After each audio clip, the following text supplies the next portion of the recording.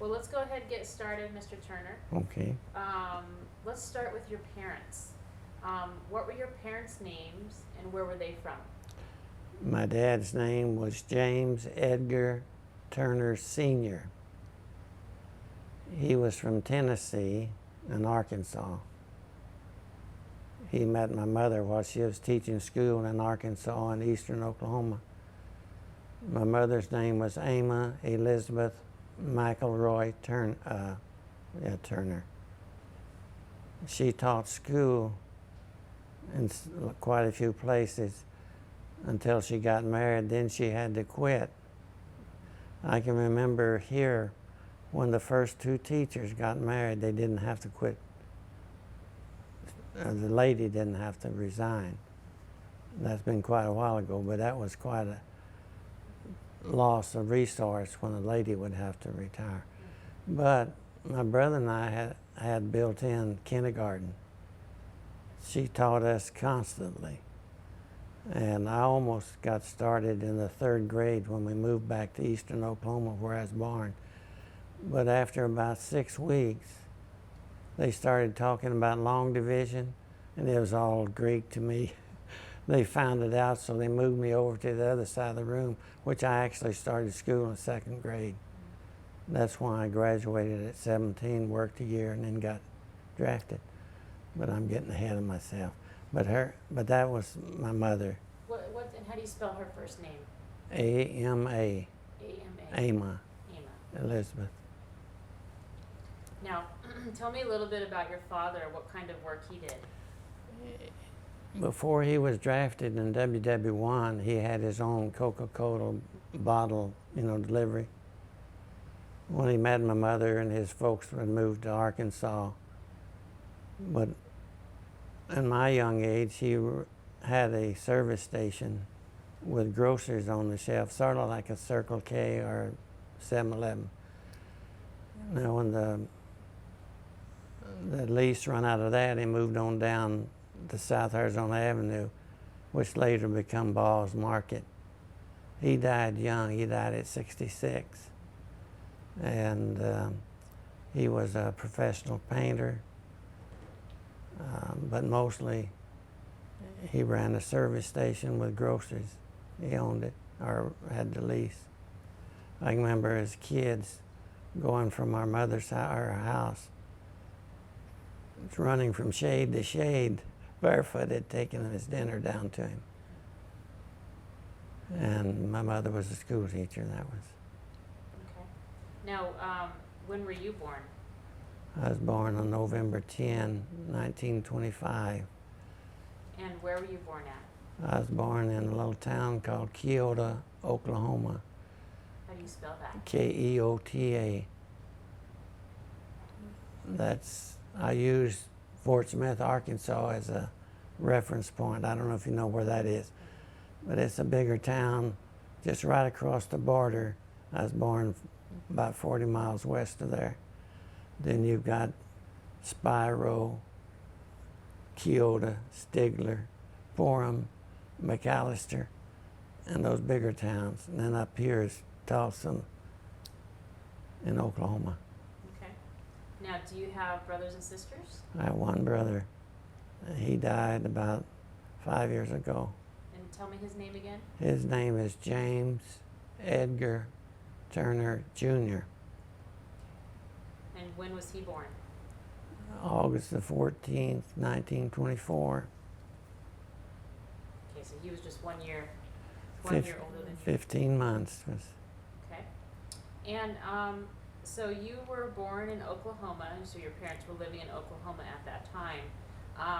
What was it that brought them to Arizona?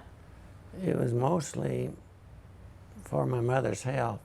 She had severe excruciating pains from sinus problems. That's eastern Oklahoma and Arkansas, all damp. And people would come back and visit. And they say, well, why don't you go to Arizona? Well, things work for us. Roosevelt paid the World War I veterans a bonus. So the money that my dad got, we used to come to Arizona. That was in 1935. 1935. Mhm. Now, going back to your father, you said he was in World War I. Yes. What was was he in the Army? He was in the Army, but I don't remember. I just remember he got hurt after the war helping load caskets. And he was always trying to get the VA to recognize, because he didn't go on sick call when he got hurt. And that's sad, because he had 2 of his vertebrae were meshed together. But you know, people, I didn't like to go on sick call. I only went on sick call once. And because they don't like you if you go on sick call. But that was, I don't remember, he and his brother both were in the service, and they met up in France. And, okay, so what happened was Roosevelt paid out that bonus to the World War I veterans, right? And then that allowed your family to move? Yeah. This was on the throes, on the last couple of years of the Depression. We grew what we ate. We had a cow and some pigs and chickens. My mother's folks had land, they'd grow things, but nobody had work. If you study your history, and I can remember the early days, I was just 6 or 7 years old. And he would be with others waiting for work. He did painting, and one of his jobs in Chattanooga was painting new railroad cars, which doesn't sound very exciting, but you had to do it right. But any painting you do, you learned it. He knew. One thing he taught, when you're painting inside and you come up to a corner and you want to use up your paint, you need to mix a new batch and stop at the corner and then start at the corner and go on, so you don't have 2 colors. Well, it would create a problem if you had an angle here. That's the way I would do it. I'd be showing everybody. Okay. But that was his expertise. Now, when we first come to Arizona, at times he'd get a job painting. He'd paint all day for $1. All day. I appreciated that. Now. Yeah, that's a lot of work. Yeah. For a little money. Yeah. So, was your family affected by the Dust Bowl, the conditions of the Dust Bowl?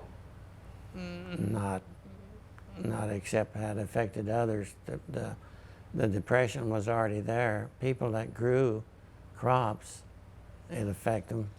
I remember one time seeing that huge sand thing go over, like out here, which is routine.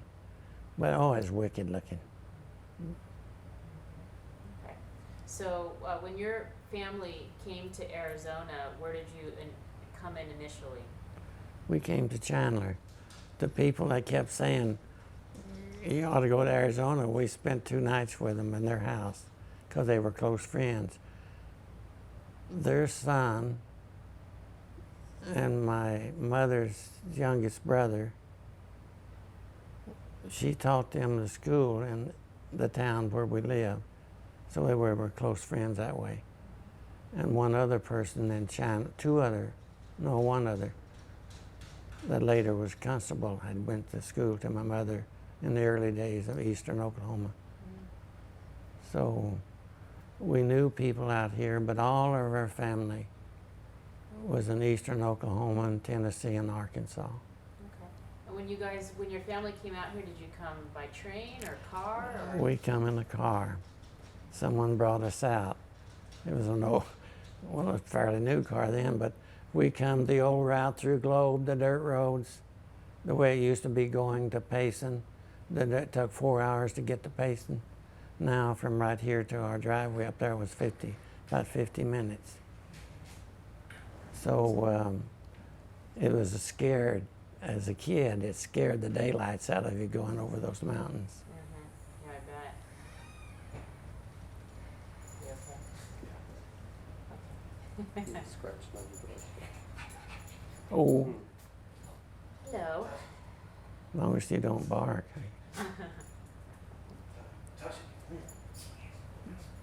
Do you think she's gonna bark? Well, she not. If she had already done it. Yeah, she just sits there. Seattle. Speedy was a young cat. The mothers were telling all their kids, "Don't you feed that cat, it'll stick around." After 2 days, my daughter couldn't go any longer, and she gave it a bowl of milk and then started feeding it in the backyard. Then we had some old yard chairs. And of a morning, I'd open the door and slam it, and zoom, she would be there. Now, I was going to name her Suerte. That's the word Spanish for lucky. But we changed it to Speedy because she was, so yeah, quick. yeah. So she's been declawed and neutered, and she's part of the family. Oh, that's good. All right, Do you guys. think we're gonna have a little scratching problem there? Oh, that's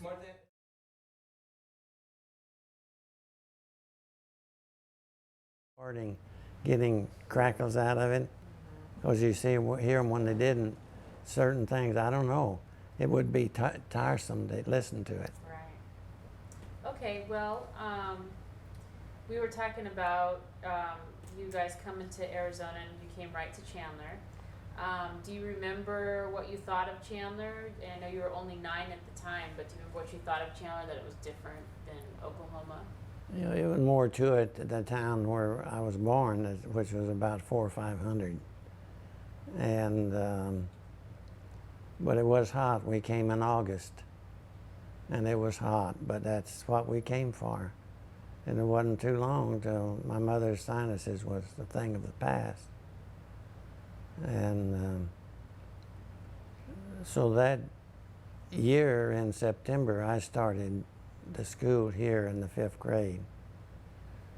I don't know if you know any of the people that,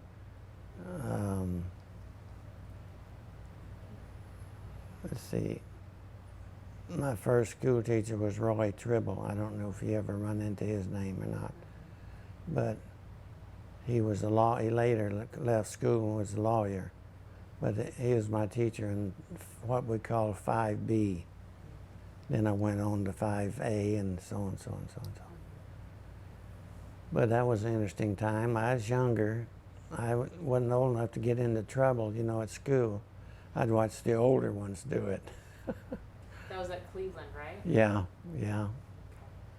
Where did your family live? We lived on South Oregon, about, actually it was a block south of the old post office. This is post office stuff now. Part of my life.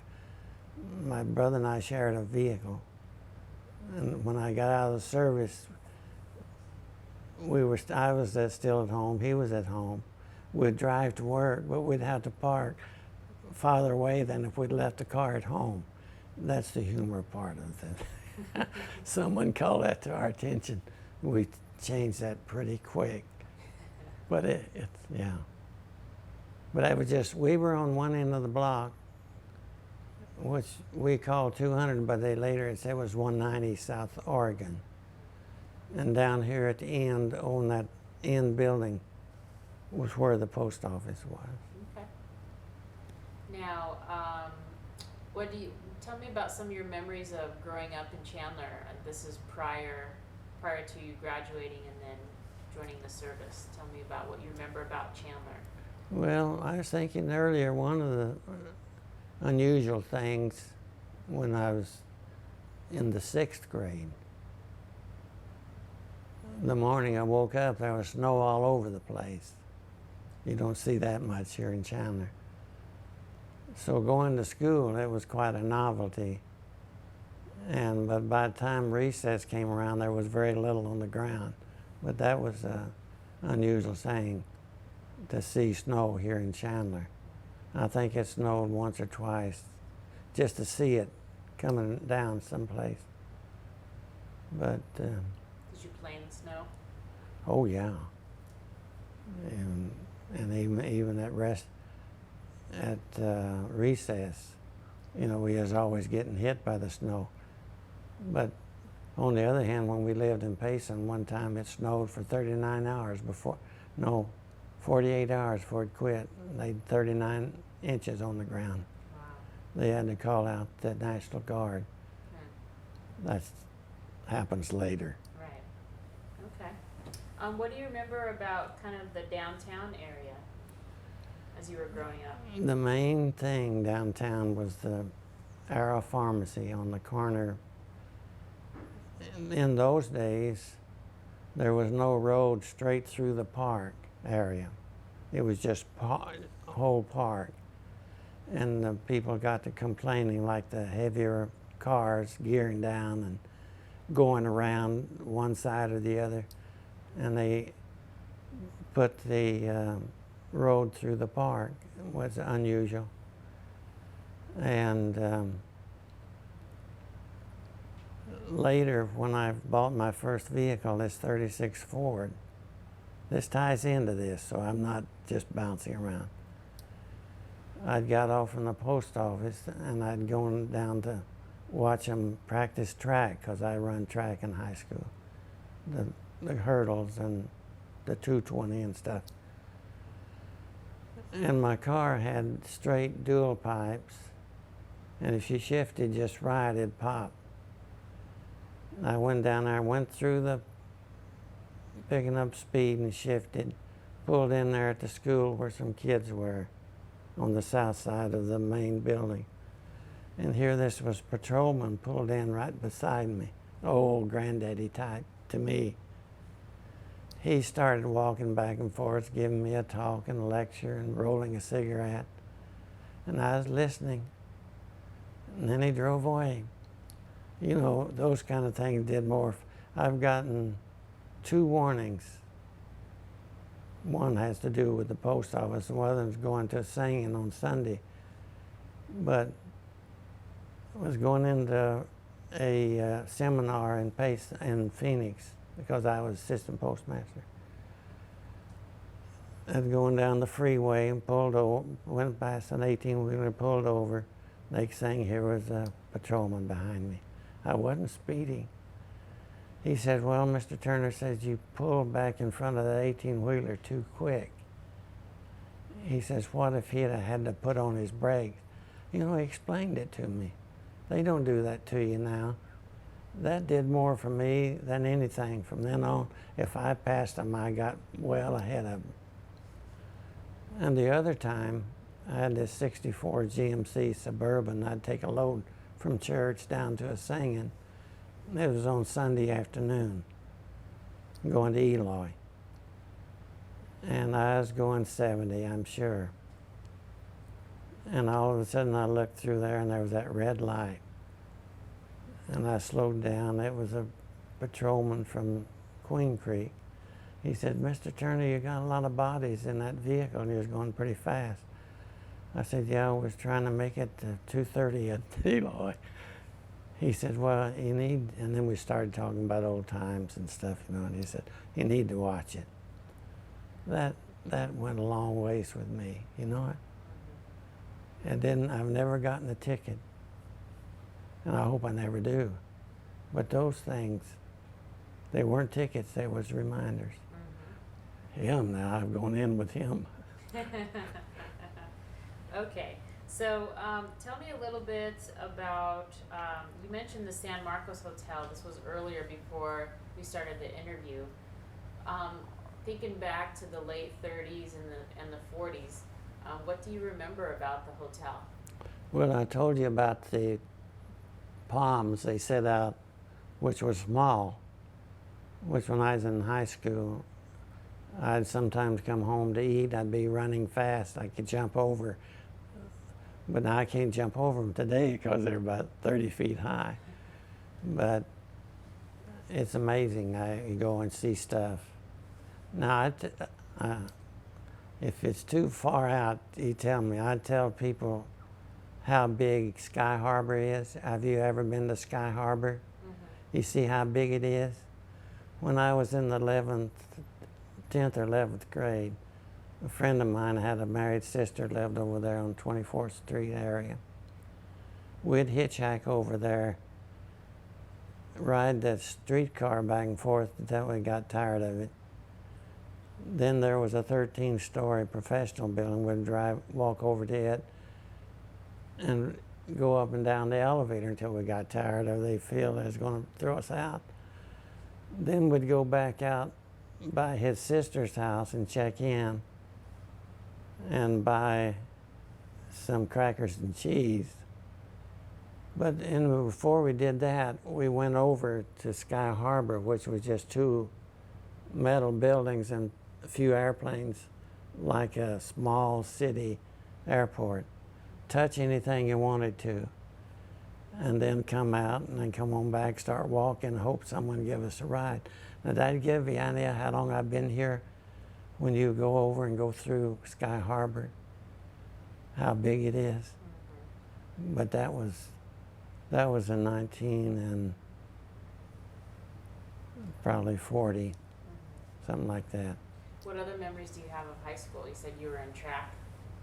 Yeah, I remember before high school I got a certificate for missing only 5 words during the year in spelling. I enjoyed most of the subjects. I enjoyed shorthand, but the teacher that had shorthand and bookkeeping and typing was the same teacher. And it took me 2 years to get a 1.5 year credit in typing. She started mixing shorthand with typing. See, would go in, she would read off